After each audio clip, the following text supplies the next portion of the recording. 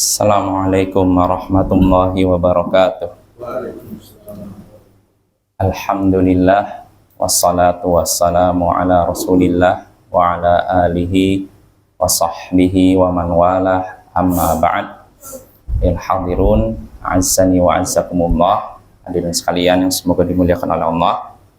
Puja-puji serta syukur kita panjatkan kehadirat Allah Subhanahu wa taala yang masih memberikan kepada kita nikmat yang begitu banyak dan tidak terhingga, diantaranya yaitu nikmat iman dan Islam. Ini adalah nikmat paling berharga yang Allah berikan kepada kita, yang harus dan wajib kita syukuri. Begitu juga nikmat yang tidak kalah penting, yaitu nikmat sehat dan waktu luang. Kata Nabi, ni'matani maghbunun fihi makathirun nas as-sihhatu wal faragh. Ada dua nikmat yang banyak dilalaikan oleh banyak manusia. Artinya apa? Kebanyakan orang melalaikan dua nikmat ini. Apa itu? As-sihhah wal faragh. Nikmat sehat dan nikmat waktu luang. Ini dua nikmat yang banyak dilalaikan oleh manusia, ya. Banyak manusia. Sehat dan waktu luang. Karena kalau kita mau nengok, kebanyakan orang melalaikan nikmat sehat. Ketika sehat digunakan untuk maksiat. Ketika sehat digunakan untuk melakukan perbuatan sia-sia. Berarti sudah dilalaikan nikmat ini. Ya, begitu juga waktu luang. Banyak orang menggunakan waktu luang untuk perkara sia-sia, perkara dosa. Harusnya waktu luang digunakan untuk apa? Ibadah atau istirahat lebih baik. Daripada maksiat atau melakukan perbuatan sia-sia, lebih baik tidur. Kalau seorang tidur niatnya supaya bangun nanti kuat ibadah, maka tidurnya pun bernilai ibadah, dapat pahala. Ya, itu lebih baik daripada nongkrong-nongkrong gak jelas misalkan, atau pokoknya ngumpul-ngumpul tapi yang dibicarakan utara, selatan, barat, timur, gak jelas ujungnya kemana gitu. Mulainya dari mana, kembalinya kemana gak jelas. Ya. Maka waktu itu berharga, Bapak-bapak dan Ibu-ibu, mari kita gunakan waktu kita untuk perkara yang berguna bagi dunia atau akhirat. Kalau memang akhirat nggak kita gunakan, artinya gini, misalkan waktu luang tidak kita gunakan untuk cari pahala, ya minimal cari wawasan. Kita tidak gunakan waktu luang untuk ibadah, ya minimal untuk dunia, untuk dapat dunia. Itu lebih baik daripada untuk maksiat. Ngobrol nggak jelas, nggak hilang begitu saja waktu. Tapi kalau gunakan waktu luang untuk diskusi, pengetahuan, wawasan, kan lumayan.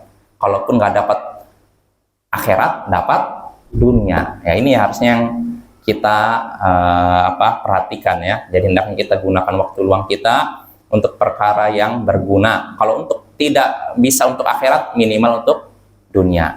Ya. Karena waktu cepat berlalu, Bapak. Terus terang, rasanya kemarin baru saja saya taklim di sini. Terus terang dari sini lagi kan. Kan kayaknya kemarin baru saja Idul Fitri kan, Idul Fitri, setelah itu taklim di sini. Terus kan loh, kok udah hari Rabu lagi. Perasaan kemarin hari Rabu, sekarang hari Rabu lagi. Berarti ini tanda dekatnya hari kiamat. Kata Al-Hafidh Ibnu Hajar dalam Fathul Bari, beliau menyatakan di zaman kita, ini di zaman Imam Ibnu Hajar sekitar 700 tahun yang lalu ya, 700 tahun yang lalu, 7 abad yang lalu. Beliau menyatakan kita saksikan di zaman kita waktu cepat ini berlalu. Ini tandanya dekat hari kiamat. Ini zaman Ibnu Hajar, apalagi zaman sekarang, Bapaknya nggak kerasa benar. Kayaknya kemarin baru aja mulai puasa atau udah selesai puasa. Baru aja kita selesai puasa kemarin, terus taklim di sini, sekarang udah hari Rabu lagi di sini. Ini menunjukkan dekatnya hari kiamat. Maka hendaknya kita gunakan waktu kita dengan tepat, ya, untuk perkara yang bermanfaat. Kalau bukan untuk akhirat, ya minimal untuk dunia. Jangan sampai pahala nggak dapat, wawasan nggak dapat, uang pun nggak dapat. Hanya berlalu begitu saja usia kita, umur kita, waktu kita. Nah, ini rugi dunia dan akhirat, ya. Maka marilah kita manfaatkan waktu kita untuk perkara yang berguna. Kalau bukan untuk akhirat, minimal untuk dunia. Dan diantara cara untuk mengisi waktu kosong yaitu diantara dengan ilmu. Ya, kita gunakan waktu kita untuk ilmu. Kalau misalkan kita sudah menaikkan kewajiban kita, misalkan ibadah, cari nafkah, maka gunakanlah waktu yang ada untuk cari ilmu. Ya, karena ketika kita mencari ilmu itu saja ibadah. Ini baru mencarinya, apalagi kalau sudah amalkan. Apalagi kalau disampaikan, nah ini pahalanya berlipat ganda. Baik Bapak-bapak dan Ibu-ibu yang semoga dimuliakan oleh Allah, ya, maaf itu sedikit mukadimah terkait keadaan yang saya rasakan ya, sangat cepat waktu berlalu. Nah, terakhir kita masuk ke kitab seperti biasa di malam Kamis kita membahas kitab Al-Arba'una Haditsan fi Fadli La Ilaha Illallah.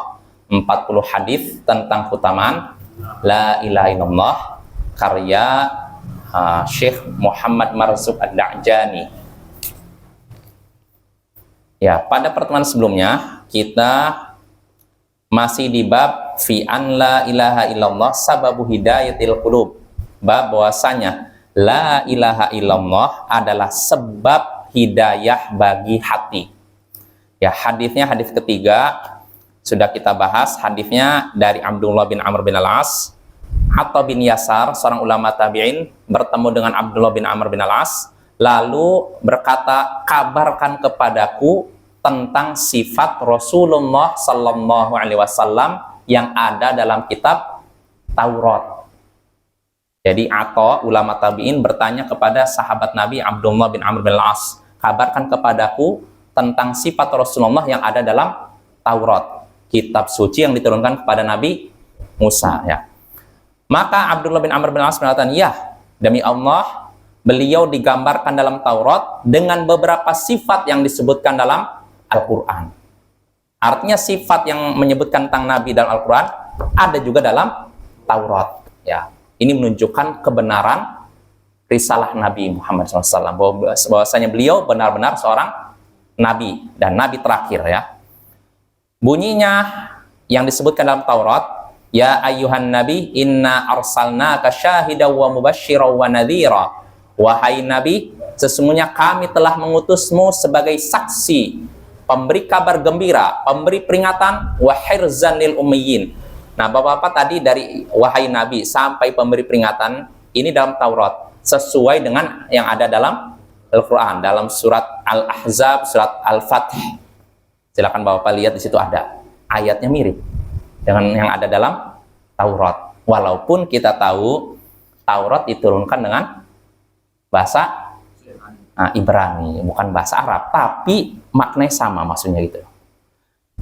Wahai Nabi, sesungguhnya kami telah mengutusmu sebagai saksi, pemberi kabar gembira dan pemberi peringatan, wa hirzanil ummiyin, dan penjaga baik kaum buta huruf. Yaitu maksudnya siapa? Bangsa Arab. Anta abdi wa rasuli, engkau adalah hambaku dan rasulku. Samaitukal mutawakkil, aku menamaimu dengan nama al-mutawakkil. Artinya apa al-mutawakkil? Orang yang bertawakal kepada Allah. Laisa bifadhin wala ghalid, bukan sosok yang keras hati dan kasar. Wala sakhabin fil aswaq, dan bukan orang yang suka teriak-teriak di pasar. Maksudnya apa teriak-teriak di pasar? Suka bertengkar, berdebat, cekcok di pasar. Seperti yang banyak terjadi di pasar-pasar kita kan, kayak gitu kan. Wala yadfa'u sayyi'ata bis-sayyi'ah, bukan sosok yang membalas keburukan dengan keburukan. Walakin ya'fu wa yaghfir, akan tapi engkau adalah sosok yang memaafkan, memberikan ampunan.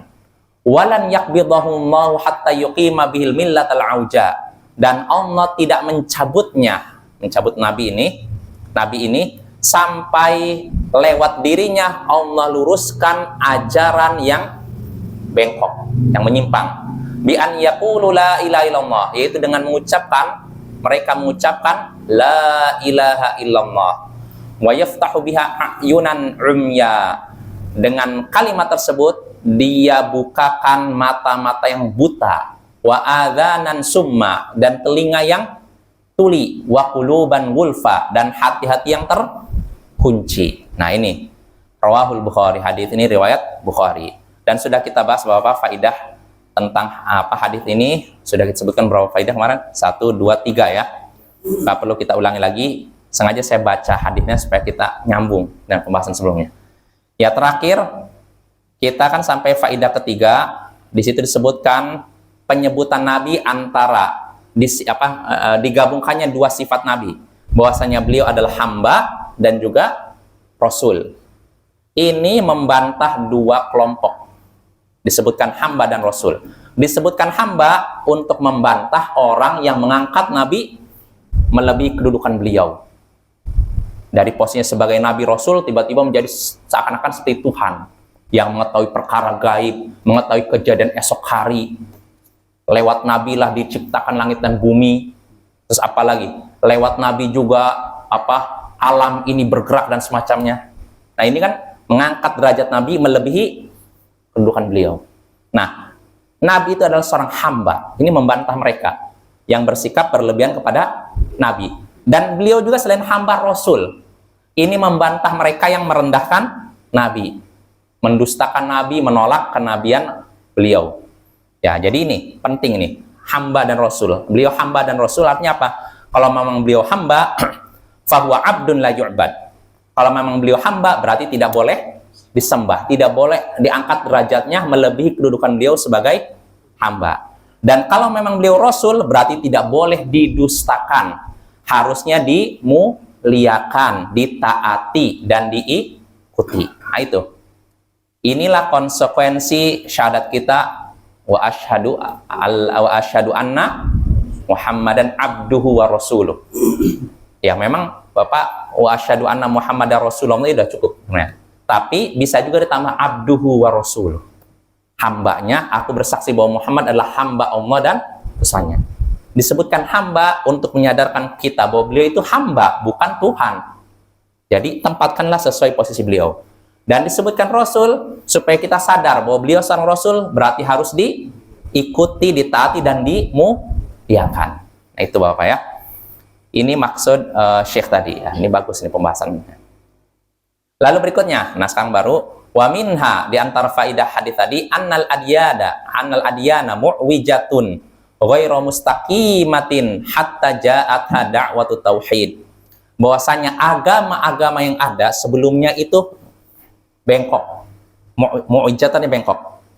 Tidak lurus sampai datangnya dakwah tauhid. Jadi sebelum Nabi Muhammad diutus, keadaan agama-agama sudah melenceng Bapak ya. Sudah tidak lurus lagi. Umat benar-benar menyimpang dari jalan yang lurus. Datanglah Nabi Muhammad, maka mereka pun diluruskan. Ajaran-ajaran ada diluruskan. Ya. Nah, itu faidah yang ketiga, yang keempat. Lalu wa minha, di antara faidah berikutnya, anna tauhida bihi salahul qulubi wal jawarih. Bahwasanya tauhid, dengan tauhid jadi baiklah hati dan anggota badan. Dengan tauhid, baiklah hati dan anggota badan. Artinya, kalau kita ingin baik hati kita dan anggota badan kita, hendaknya kita mengesahkan Allah. Itu Bapak. Orang yang tauhidnya benar, kuat, sempurna, hatinya baik, anggota badannya pun baik. Nah, sedangkan orang yang menyekutukan Allah, hatinya rusak dan anggota badannya pun rusak. Betul tidak Bapak? Betul ya. Dalilnya apa? Allah berfirman dalam surat Ali Imran, sanulqi fi qulubil ladzina kafaru ar-ru'b bima asyraku billah. Allah katakan, kami akan melemparkan ke dalam hati orang-orang kafir ar-ru'b. Ar-ru'b itu rasa takut, cemas, khawatir. Kenapa kira-kira Allah melemparkan, menanamkan ar-ru'b, ketakutan, kecemasan, kekhawatiran kepada hati-hati orang kafir? Allah sebutkan alasannya, bima asyraku billah, karena mereka menyekutukan, berbuat syirik. Jadi orang berbuat syirik akan diberikan rasa takut, cemas. Jadi Bapak, orang kalau menyekutukan Allah bukannya tenang, justru. Tapi kalau orang mengesahkan Allah, bergantung pada Allah, tenang. Nah, ini sudah terjadi pada para nabi, para sahabat. Jadi mereka diancam separah apapun mereka tegar karena tauhid mereka sempurna, ya, kuat. Ya, Abdullah bin Hudzaifah As-Sahmi, seorang sahabat Nabi yang ditawan oleh kaum Romawi. Jadi ketika itu perang bersama di zaman Umar bin Al-Khattab. Dia perang, lalu Allah takdirkan dia tertangkap oleh pasukan Romawi. Dia dengan anak buahnya. Tangkap di ini, digiring Abdullah dan pasukan kaum muslim ini ke hadapan Kaisar Romawi gitu. Lalu diminta mereka disuruh masuk agama itu, agamanya mereka ya. Bapak insya Allah tahu ya, Romawi ya, agama Nasara, masuk agama. Maka Abdullah bin Ubay nggak mau. Dia nggak mau. Akhirnya sudah bawakan loyang besar, pengurangan besar, si minyak wali istilahnya, si minyak dibakar. Setelah itu seret satu orang, lempar ke situ.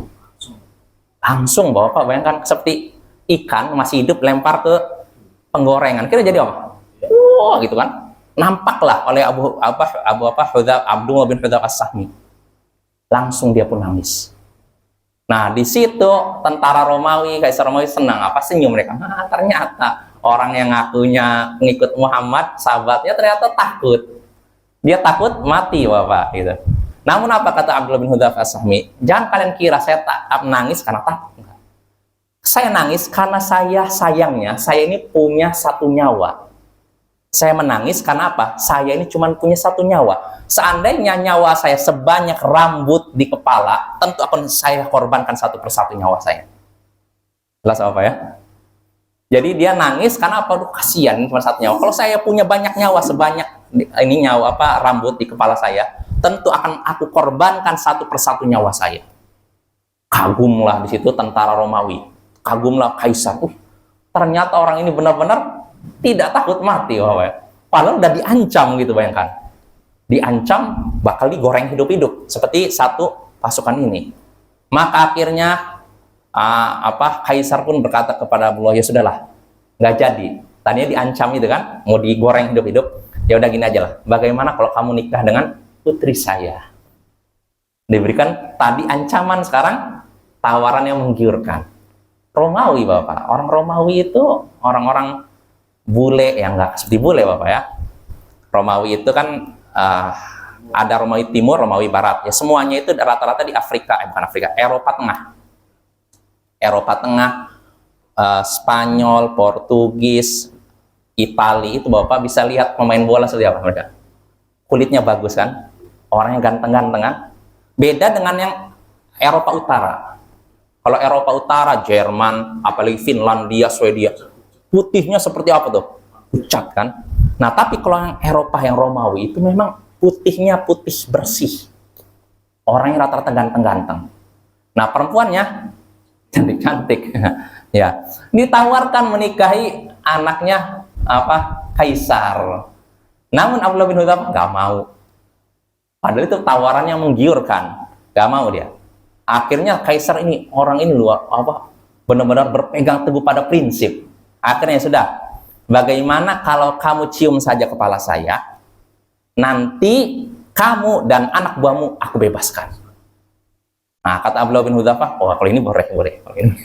Sebelumnya dia nolak, tapi kalau ini boleh katanya. Akhirnya dia cium kepala Kaisar tersebut. Nah, dengan itu dia bebaskan Abdullah bin Hudhafah dengan anak buahnya. Selamatlah mereka pulang ke Madinah. Nah, Umar bin Khattab dengar kabar tersebut, maka Umar bin Khattab berkata kepada kaum muslimin, kalian harus membalas jasa Abdullah bin Hudhafah dengan mencium kepalanya. Akhirnya datang dia dicium. Nah, ini jasanya, Bapak ya. Abdullah bin Hudhafah As-Sahmi ya. Artinya di sini Bapak, bagaimana para sahabat dulu karena tauhid mereka yang kuat, maka ketika dapat ancaman atau tawaran yang menggiurkan, mereka tidak peduli. Ini ketika tauhidnya kuat, Bapak ya. Tapi kalau tauhid seorang melemah, mudah ditekan, mudah loyo. Jangankan ditekan dengan dibunuh, dapat istilahnya kesulitan duniawi aja udah. Kalau orang yang tauhidnya lemah, dapat kesulitan dunia udah stres. Dia krisis ekonomi, krisisnya udah stres dia. Cemas terus. Sampai akhirnya yang berpengaruh ke lambungnya. Udah ke lambung, akhirnya ke jantungnya. Setelah itu stroke. Ya ini karena lemahnya tauhid. Nah, kita kembali lagi. Allah katakan dalam surat Ali Imran tadi, kami memberikan kepada hati orang-orang kafir ar-ru'ub, rasa cemas, takut, khawatir. Gara-gara apa? Bima asyraku billah, karena mereka berbuat syirik, menyekutukan Allah, tidak menauhidkan Allah. Artinya kalau orang sudah berbuat syirik, pasti hatinya akan cemas. Seperti yang sudah pernah saya sampaikan, Bapak, ada seorang kenalan bercerita kepada saya dulu, dia katanya pakai jimat. Di kampung orang dia berani jalan petantang tenteng. Padahal kampung orang, dia berani. Nah, suatu hari jimatnya hilang. Apa yang terjadi pada dia? Dia cerita ke saya keluar dari rumah langsung keringat dingin. Kenapa kira-kira? Takut, karena apa? Kesaktian hilang ibaratnya gitu. Itu karena bergantung pada apa? Jimat, menyekutukan Allah. Tapi kalau orang bergantung pada Allah, bukan kepada jimat, dia hidupnya tenang. Tidak merasa khawatir ditekan sana-sini. Ya, Bapak ya. Nah, ini intinya seperti yang dikatakan Syekh di sini, lewat tauhidlah hati akan baik dan anggota badan akan baik. Anggota badan terjaga, hati pun terjaga. Tapi ketika tauhid sudah dilalaikan, maka hati rusak dan anggota badan pun akan rusak. Bapak-bapak pernah lihat tidak ada orang yang mandi berlumuran kotoran manusia? Maaf. Pernah? Orang melumuri badannya kotoran manusia. Kenapa mereka? Cari berkah katanya. Ini terjadi nih, orang-orang Syiah Bapak, ini orang Syiah nih. Mereka menganggap kotoran imam mereka itu berkah. Artinya apa? Mereka buka, septic tank lalu kucur, ada di YouTube, silakan lihat, ada. Lihat tuh, karena tauhid mereka rusak, maka yang rusak bukan hati mereka, tapi sudi nggak apa-apa kok tangan kita dilumuri kotoran manusia. Naudzubillah min dzalik. Tuh kalau tauhid seorang rusak, hatinya rusak, anggota badannya pun rusak. Maka kunci kebahagiaan dunia dan akhirat yaitu tauhid. Ya, tauhid. Apa ya? Allah katakan dalam surat Al-An'am, alladzina amanu wa lam yalbisu imanahum bidzulm ulaika lahumul amnu wa hum muhtadun. Orang yang beriman dan tidak mencampur adukan keimanan mereka dengan zalim, yaitu dengan syirik, mereka akan dapat keamanan dan dapat petunjuk. Nah ini, jadi kunci kita ingin merasa aman, tenang, tentram, yaitu jangan mencampur adukan keimanan kita dengan syirik.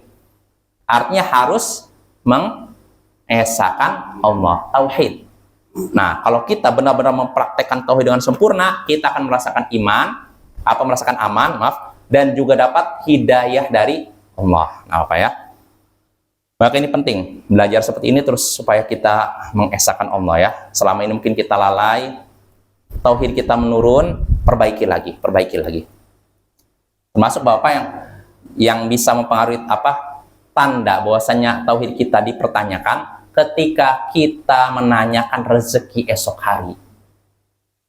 Kata Sufyan bin Uyainah, fikruka fi rizqi ghadin yuktabu 'alaika khati'ah. Pikiranmu tentang rezeki di esok hari itu dicatat sebagai kesalahan atas dirimu. Jadi ketika mikir, saya besok makan apa ya? Nanti saya seminggu lagi makan. Mikir. Nah, udah khawatir. Nah, seperti ini dianggap kesalahan buat Imam Sufyan bin Uyainah. Artinya apa? Imannya melemah, tauhidnya melemah. Kalau orang yang tauhidnya kuat nggak seperti itu. Dia benar-benar bergantung pada Allah. Sandar pada Allah. Walaupun Bapak, ketika kita bergantung pada Allah, tawakal pada Allah, bukan berarti tidak usaha. Saya tawakal pada Allah, tidur-tiduran aja. Rezeki udah Allah tentukan, nggak perlu saya kerja, tidur lagi. Bisa? Nggak bisa ya.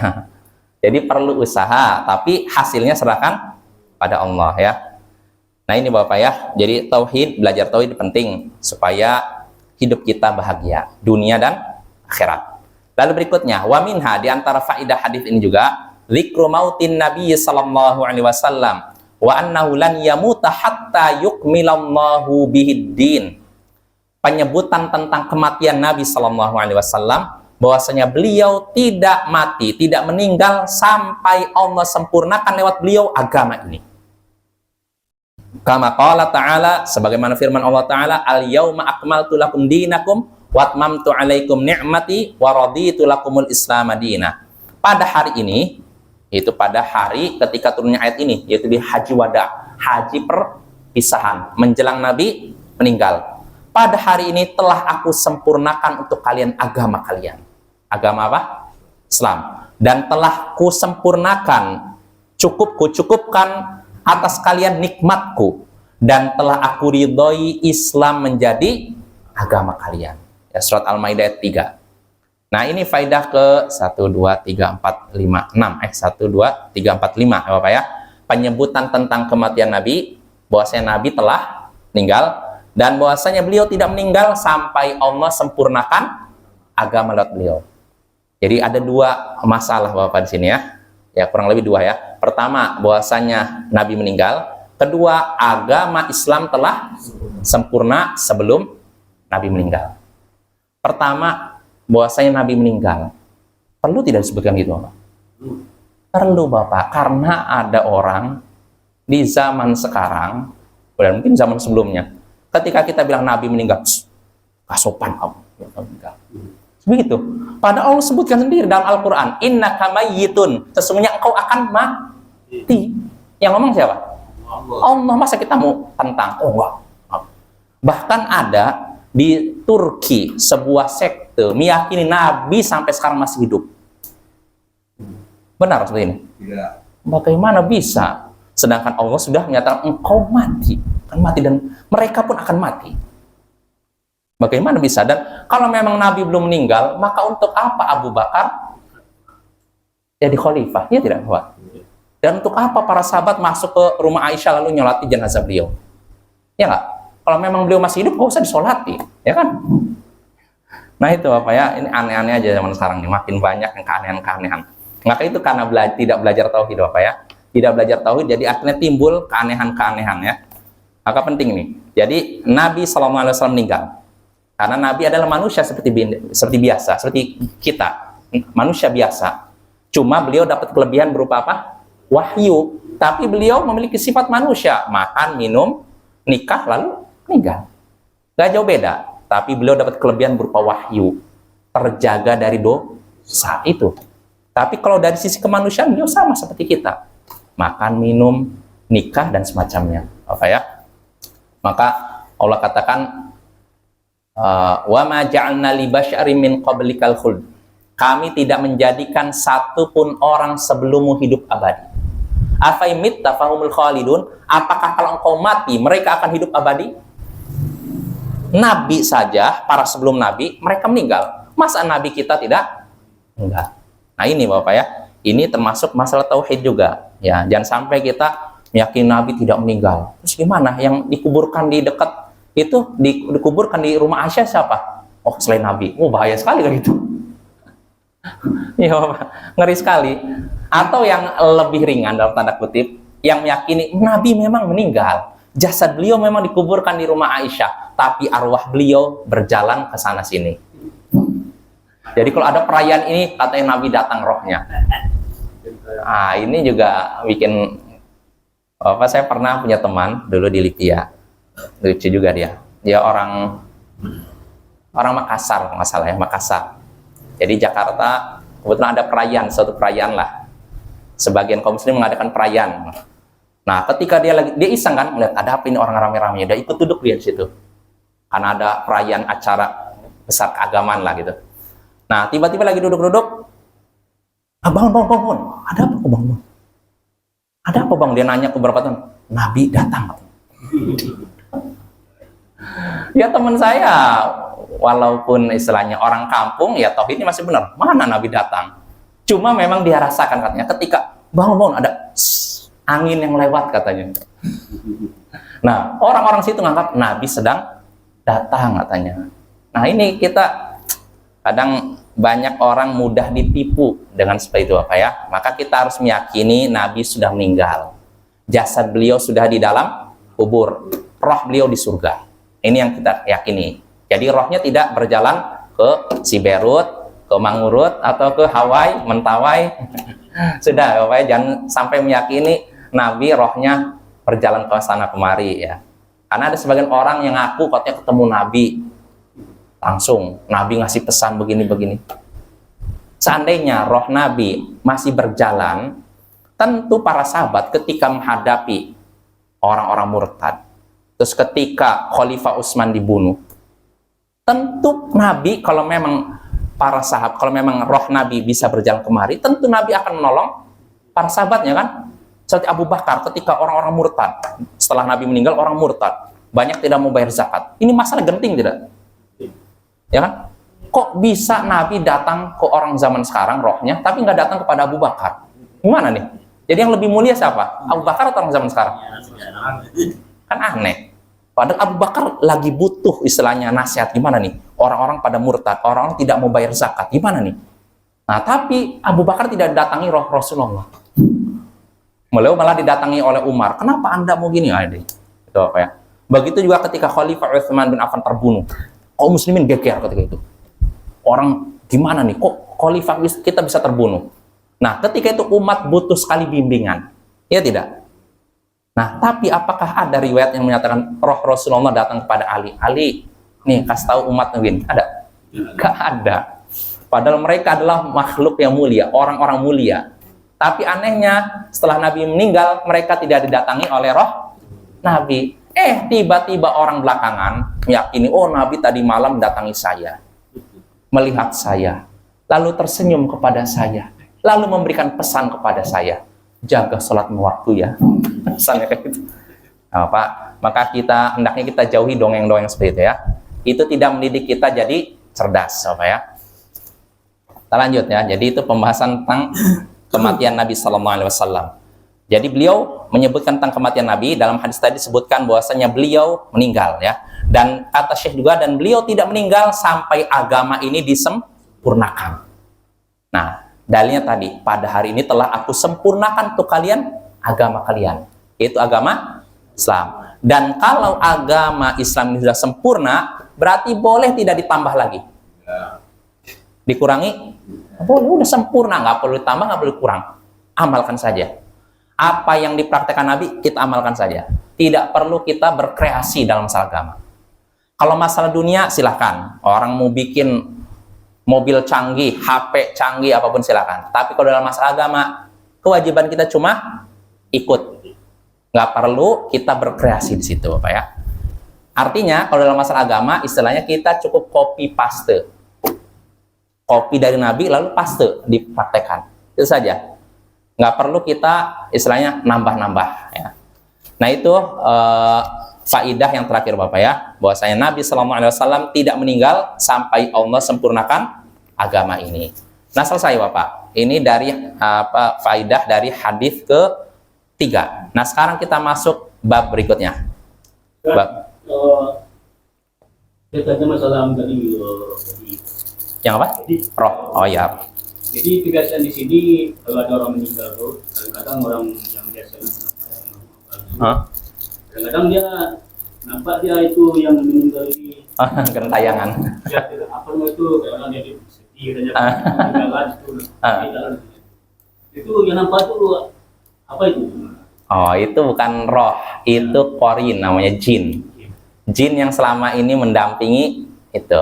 Jadi jinnya menyerupai wajah orang meninggal. Nah, inilah banyak orang tersesat gara-gara gini, Bapak.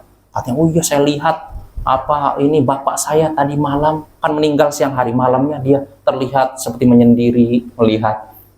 Nah, ini bukan roh, Bapak. Kalau kita meninggal, roh kita udah nggak jalan-jalan lagi. Nanti baru muncul lagi ketika hari kiamat, setelah bumi hancur, langit hancur. Nah, dibangkitkan lagi baru di situ. Roh dan jasad bersatu. Adapun sekarang roh kita nggak jalan-jalan. Kalau orang udah meninggal udah nggak akan kembali lagi ke dunia. Ini berdasarkan Al-Quran dan hadis dan juga ijma' para ulama. Imam Ibnu Hazm menukil ijma' dalam hal ini.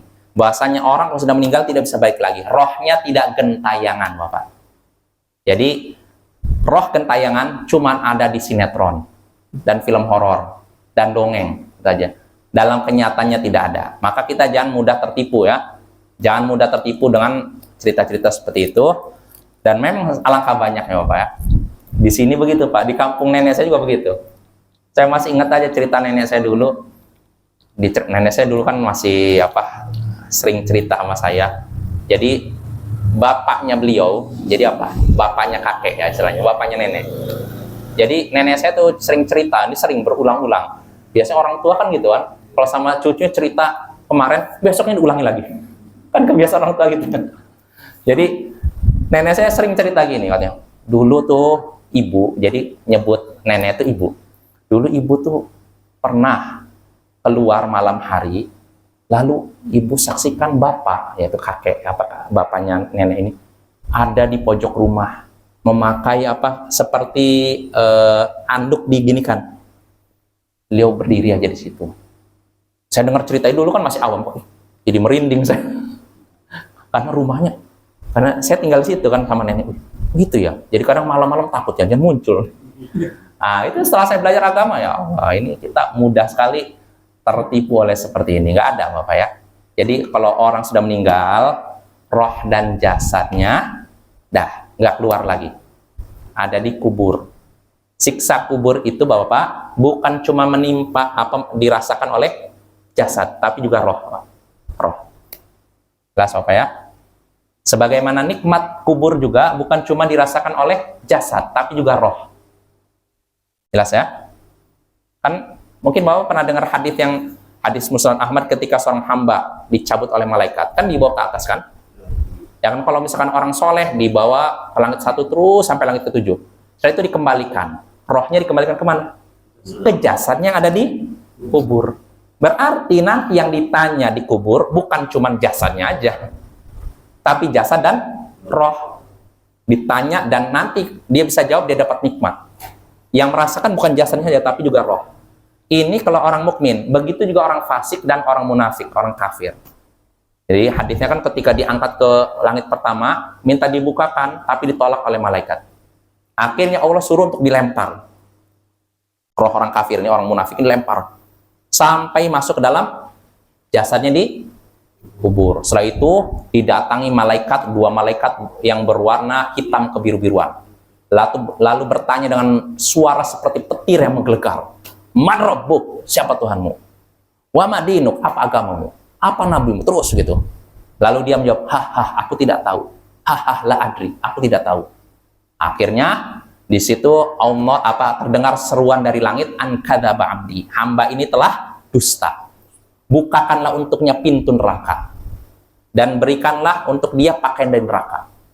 Nah, akhirnya dibukakanlah pintu neraka, maka terasalah panasnya dan bau racunnya.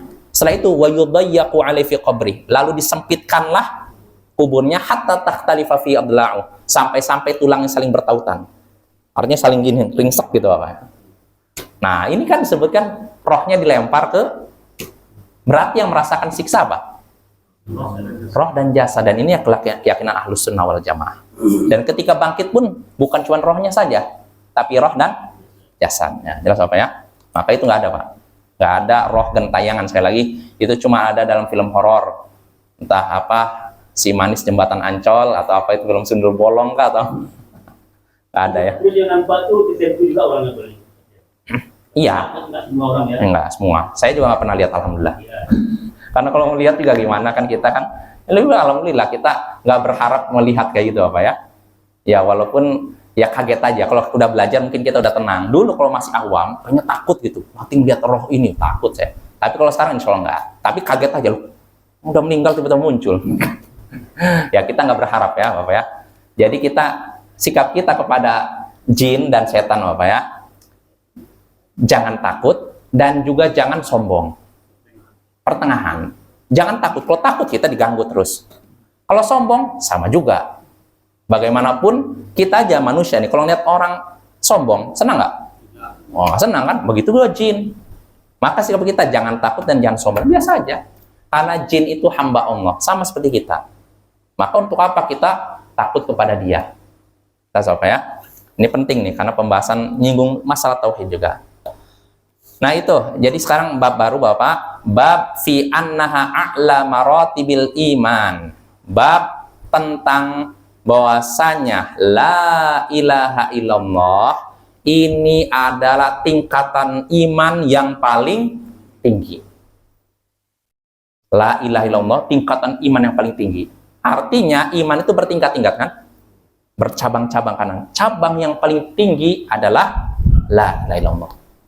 Inilah yang akan kita bahas pada pertemuan berikutnya Pak ya, yaitu hadis ke-4.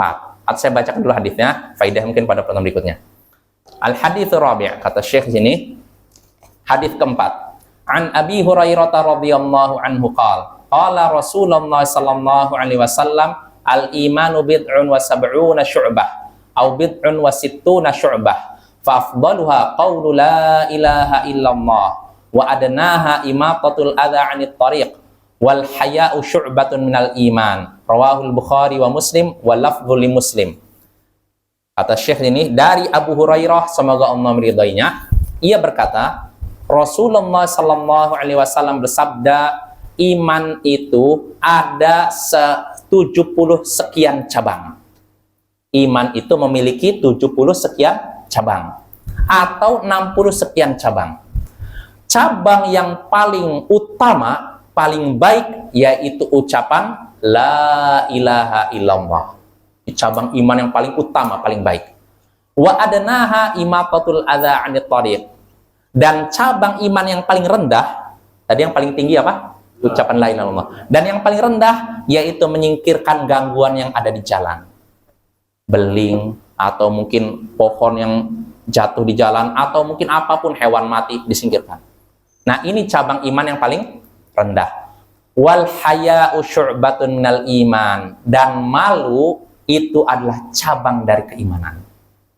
Malu, kita ada rasa malu untuk melakukan maksiat, malu untuk itu termasuk cabang keimanan. Nah, hadis ini diriwayatkan oleh Imam Bukhari dan Muslim, dan redaksi dalam hadis ini adalah redaksi Imam Muslim. Jelas Bapak ya?